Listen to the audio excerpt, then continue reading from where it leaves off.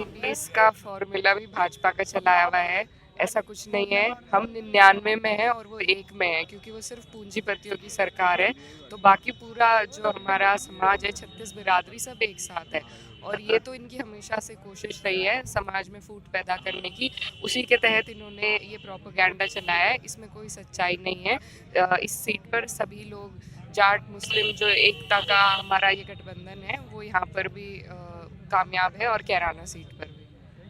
जाट मुस्लिम की बात नहीं, 36 बिरादरी, हिंदू मुस्लिम सिख ईसाई, राष्ट्रीय लोकदल, समाजवादी पार्टी गठबंधन के साथ जा रहा है। और आने वाले समय में 10 मार्च को ये मालूम हो जाएगा, एक मैसेज जाएगा पूरे देश के अंदर कि भाजपा को हटाने की आंधी यूपी से शुरू हो चुकी है।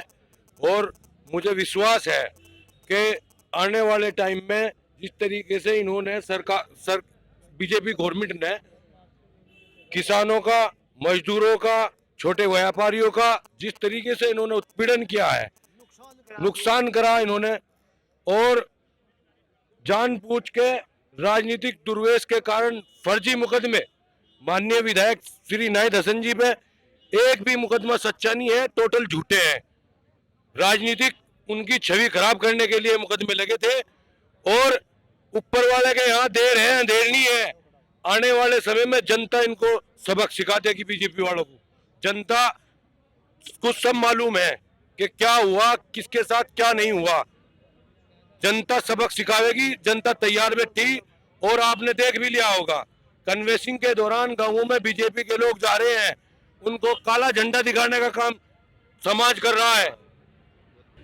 80-20 की बात कर रहा है, वो कौन लोग हैं, किस नजरिए से देख रहे हैं। लेकिन जनता जो है इस बार, किसान मजदूर जो तबका है, वो 80-20 को 20% भाजपा वालों को ही हर योजना का फायदा हुआ, रोजगार का फायदा हुआ। 80% जो पिछड़ा वर्ग है, दलित समाज है, किसान का मेरा वर्ग है, उसको जो है कुछ नहीं प्राप्त हुआ। केवल लाठियां उसे मिली इस 5 साल में, चाहे वो बेरोजगार हो, किसान हो, आप सब ने देखा है। और लखीमपुर जैसी शर्मनाक घटना भी हुई है। तो ये 80-20 का आंकड़ा वही है, 20% को लाभ हुआ है, 80 जो है दबा कुचला वर्ग, उसको कोई राहत नहीं मिली। जाट समुदाय का आकलन ये है कि इस बार जाट समुदाय भाजपा की इस राजनीति में नहीं फंसेगा कि उन्हें चुनाव में एक ही मुद्दा याद आता है, हिंदू मुस्लिम। इस बार न तो जाट और न ही मुस्लिम उनके इस राम मंदिर से, इस हिंदू मुस्लिम के मुद्दे से बिल्कुल भी नहीं फिसलेगा। और एकजुट होकर सब गठबंधन को वोट देंगे और गठबंधन प्रत्याशी को जिताएंगे और अपनी सरकार बनाएंगे। एक्चुअली थोड़ा सा हमारे यहाँ एक मुद्दा चल गया था। यहाँ कांदले में कुछ लोग थे, उन्होंने बोला था कि अगर यहाँ के मतलब मुस्लिम, अगर मतलब वहाँ के कैराना सीट पे नाहिद हसन को वहाँ के जाट वोट नहीं देंगे तो यहाँ के मुस्लिम वोट नहीं देंगे। देखो, सभी उसमें सभी तरह के लोग होते हैं, लेकिन ऐसा कुछ नहीं है। 2-4 लोग सभी होते हैं। वहाँ के भी जो हमारे जाट भाई है, सारे नाहिद हसन के साथ खड़े हुए हैं, पूरी जी जान से उनके साथ है। और यहाँ के सारे मुस्लिम प्रशांत चौधरी के साथ में है, पूरी जी जान लगाएंगे चुनाव में। और हमारे पूरी टीम, मैंने भी जिला पंचायत चुनाव लड़ा था यहाँ से, और मेरी पूरी टीम पूरी जी जान से लगी हुई है। देखो, प्लान वाला मामला आप लोगों को सबको पता है। पिछली बार गया बाबू हुकम सिंह जी सांसद थे 2014 में, तब ये मुद्दा आया था प्लान वाला, तो उस टाइम पर उन्होंने खारिज कर दिया था। इनके सांसद ने ही, ऊपर वाला उनको स्वर्ग में जगह दे, उन्होंने ही खारिज कर दिया था। ये तो सिर्फ एक चुनावी मुद्दा है। आप जाके देखिए, कैराना जैसा था बिल्कुल बढ़िया भाईचारा है, और जैसा पिछले 2013 में हो गया था, यहाँ पे आपको पता ही है, अब वो भाईचारा दोबारा जाग चुका है। जाट मुस्लिम जितने भी हैं सारे एक होके चुनाव लड़ रहे हैं। और ऊपर वाले ने चाहा इस पूरे क्षेत्र में जैन चौधरी की सारी सीट आएगी, समाजवादी पार्टी गठबंधन की सारी सीट आएगी। पलायन कोई मुद्दा नहीं है। दरअसल पलायन तो जैसे 15 लाख का जो इन्होंने जुमला फेंका था, 15 लाख आएंगे खातों में, उसी तरह हुकम सिंह जी ने, जो है स्वर्गीय हुकम सिंह जी ने, ये पलायन का मामला छेड़ा था। और बाद में उन्होंने इसका खंडन भी किया था। चुनाव जीतने के बाद 17 का इन्होंने कहा था कोई पलायन का कोई मुद्दा नहीं था। और लेकिन दुर्भाग्य की बात है कि जो आज बेरोजगार पढ़ा लिखा युवक धक्के खा रहा है, और वो बड़े शहरों में गांव से निकल के रोजगार उसको मिल नहीं रहा, मजदूरी कर रहा है, दिल्ली में जाके, बड़े महानगरों में जाके, वो है पलायन। तो असली पलायन तो वो है, लेकिन वो इन्हें नजर नहीं आता। बेरोजगारी का आलम ये है कि घर में जो है महंगाई और बेरोजगारी से बहुत तंग हालत में जनता जीवन यापन कर रही है। सरकार केंद्र की हो चाहे भाजपा की उत्तर प्रदेश की सरकार हो, अगर सरकार उत्तर प्रदेश की भाजपा सरकार 5 सालों में अगर कोई काम किया होता उसने, तो आज अपने काम के आधार पर वोट मांगते। लेकिन जो भाजपा का पुराना एजेंडा है, फूट डालो, राज करो, नफरत फैलाओ, वो उसी नफरत की राजनीति को पनपाना चाह रहे हैं। लेकिन जनता जो मुद्दे हैं महंगाई के और किसान की आमदनी के, 14 दिन का गन्ना भुगतान का वायदा जो इनका जुमला साबित हुआ, बेरोजगारी, तो और बेरोजगारी इस कदर कि केवल कुछ जाति वर्ग के नियुक्ति पत्र जारी कर दिए गए सीधे, ऐसा भी आया है संज्ञान में कि उनकी नियुक्तियां भी अखबारों में, पेपरों में नहीं निकली।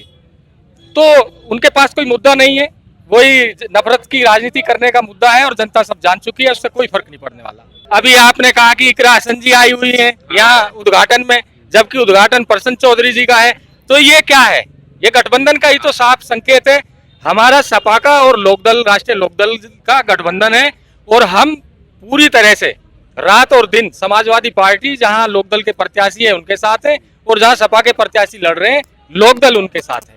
तो ये कोई भ्रम फैलाने की जरूरत नहीं है और भाजपा इस तरह के भ्रम फैलाएगी और उसके झांसे में जनता आने वाली नहीं है।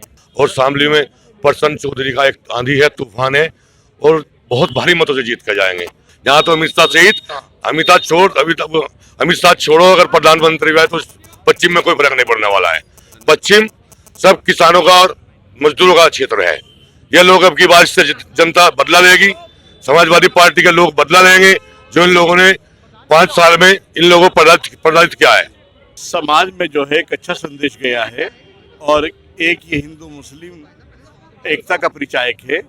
और वैसे भी मुस्लिम समाज और जाट समाज में जितनी दूरियां बढ़ी थी उतनी ही शिद्दत से, उतनी ही तेजी से पास आए हैं और दोनों मजबूत बिरादरी है और जाट और मुसलमान अपने आप को भाई भाई समझ रहे हैं। इस बार पश्चिमी यूपी में भाई एक तरफा रहेगा, एक तरफा रहेगा। एक तरफे का मतलब लोकदल का और समाजवादी पार्टी का, लोकदल का समाजवादी पार्टी का गठबंधन है। गठबंधन के कैंडिडेट है प्रसन्न चौधरी जी और इनको इंशाअल्लाह एक तरफा जिताओगे। इकरा हसन के आने से जो तालमेल बना हुआ है उस तालमेल पे एक मोहर लगती है। इकरा हसन यहाँ आवे, प्रसन्न चौधरी वहाँ जाए और इस तरह ही रल मिल के इलेक्शन लड़ा जाएगा। ऐसे ही लड़े जाग रहे हैं इलेक्शन, तो भाई ऐसे ही लड़े जाग रहे हैं और सामाजिक ताना बाना इसी से बना रहता है।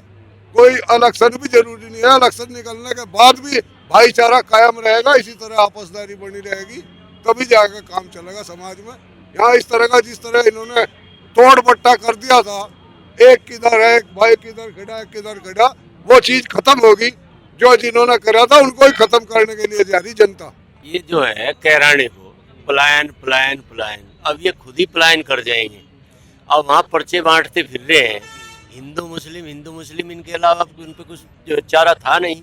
अब वो हिंदू मुस्लिम सब इकट्ठा हो गया और किसान और मजदूर हर वर्ग, क्योंकि ये सरमाएदार की सरकार है। 13 महीने हम जो है, मैं कंवरपाल सिंह श्यामली, 13 महीने हम सीधे गाजीपुर बॉर्डर बैठे, लेकिन इन्होंने किसानों की एक नहीं सुनी।